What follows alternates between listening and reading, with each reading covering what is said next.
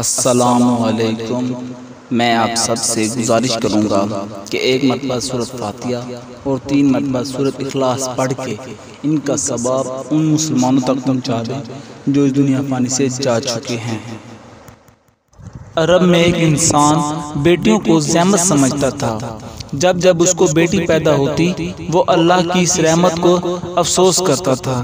بس امام علی علیہ السلام نے اس کو بلایا اور فرمانے لگے، اے بندہ خدا، یاد رکھنا اللہ ہر کسی کو بیٹی نہیں دیتا، بلکہ اللہ جس انسان کو جنت میں داخل کرنا چاہتا ہے اس کے سارے گناہ معاف کرنا چاہتا ہے، جس کی آخرت کو خوبصورت بنانا چاہتا ہے اسے بیٹی کا تحفہ عطا کرتا ہے۔